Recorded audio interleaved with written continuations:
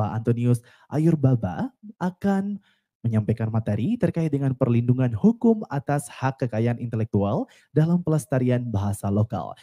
Untuk itu, sebelum kita mulai, saya ingin menyapa terlebih dahulu untuk memastikan if it's connected, apakah sudah tergabung. Selamat sore Bapak Antonius Ayurbaba.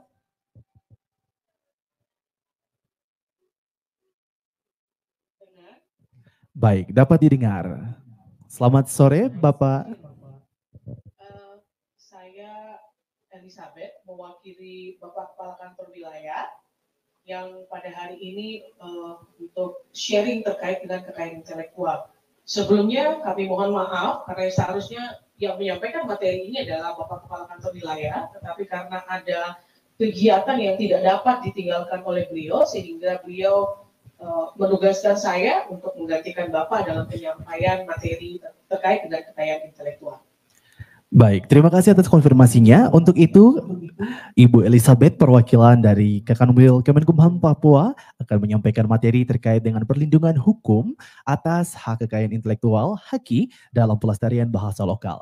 Waktunya 15 menit dari sekarang. Kepada Ibu Elizabeth, the time is yours. Dipersilahkan.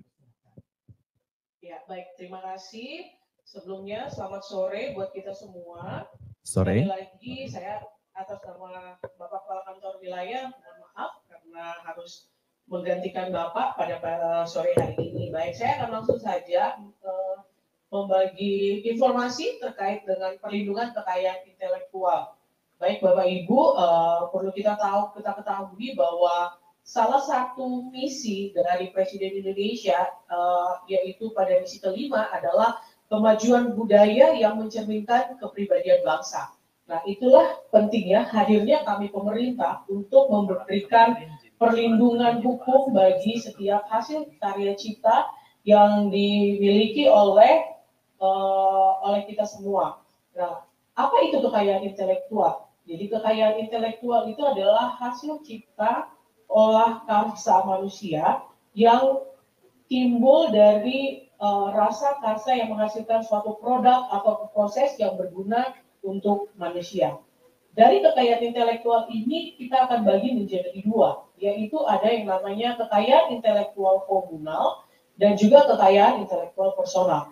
Kalau kita berbicara terkait dengan bahasa, bahasa ini akan masuk dalam kekayaan intelektual komunal, di mana bahasa ini merupakan salah satu dari ekspresi budaya tradisional. Nah, kekayaan intelektual komunal itu sendiri adalah kekayaan intelektual yang kepemilikannya adalah bersifat kelompok. Ini berbeda dengan jenis kekayaan intelektual lain yang kepemilikannya yaitu bersifat eksklusif atau individual. Nah, dan kekayaan komunal itu dibagi menjadi, yang pertama adalah ekspresi budaya tradisional, di mana ekspresi budaya tradisional itu adalah mengenai segala bentuk ekspresi karya cipta baik berupa benda maupun tak benda, atau kombinasi keduanya yang menunjukkan keberadaan suatu budaya tradisional yang dipegang secara komunal dan lintas generasi. Kemudian yang kedua adalah pengetahuan tradisional.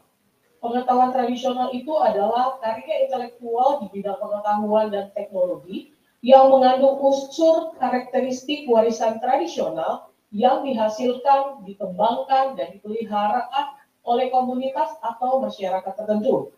Kemudian yang ketiga itu adalah sumber daya genetik.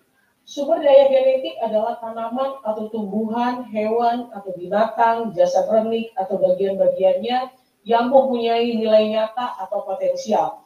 Dan yang terakhir itu adalah potensi indikasi geografis. Potensi indikasi geografis itu adalah suatu tanda yang menunjukkan daerah asal suatu barang dan atau produk yang karena faktor lingkungan geografis termasuk faktor alam, faktor manusia atau kombinasi dari kedua faktor tersebut memberikan reputasi, kualitas, dan karakteristik tertentu pada barang dan atau produk yang dihasilkan yang memiliki potensi untuk dapat dilindungi dengan indikasi geografis.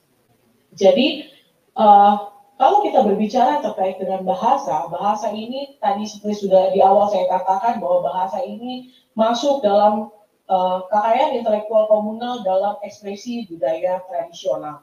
Jadi Bahasa ini itu dapat dilindungi dengan caranya adalah dilakukan pencatatan kekayaan intelektual komunal melalui Kementerian Hukum dan HAM Republik Indonesia. Dalam hal ini adalah kami di kantor wilayah Papua sebagai Kementerian Hukum dan HAM Republik Indonesia. Manfaatnya apa? Kenapa harus dicatatkan? Karena bahasa itu merupakan suatu identitas dari suatu budaya atau identitas dari sebuah kelompok, ada identitas dari sebuah daerah. Itu sebabnya bahasa itu harus dilindungi. Pengembangan dari perlindungan atas identitas budaya ini itu biasanya banyak yang dituangkan ke dalam kamus-kamus bahasa.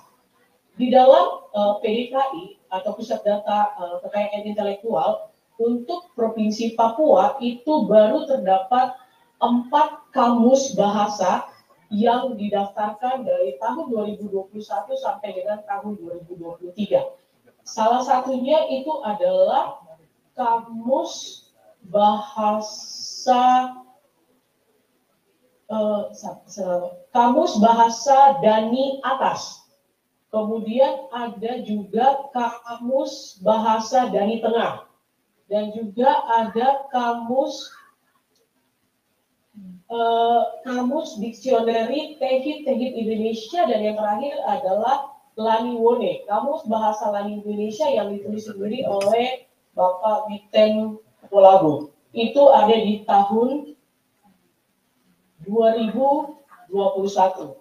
Jadi Bapak Ibu semua, pentingnya pendaftaran kekayaan intelektual komunal maupun personal itu adalah sebagai perlindungan, pemberian perlindungan hukum bagi kelestarian budaya yang kita miliki. Itu sebabnya pendaftaran atau pencatatan kekayaan intelektual itu sangat penting gunanya untuk melindungi identitas budaya kita sendiri.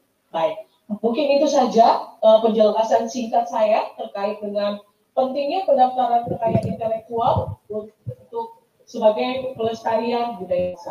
Saya kembalikan. Terima kasih, kita berikan aplaus sekali lagi Bapak dan Ibu.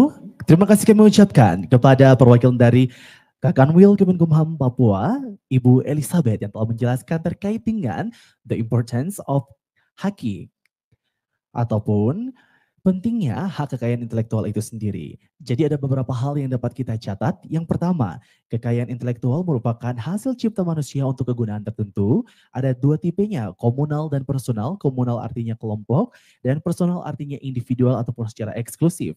Komunal untuk kekayaan intelektual yang bersifat untuk komunitas terbagi menjadi 4, yaitu ekspresi seperti benda dan benda tradisional. Selain itu juga ada pengetahuan tradisional, sumber daya genetik, dan juga potensi lainnya.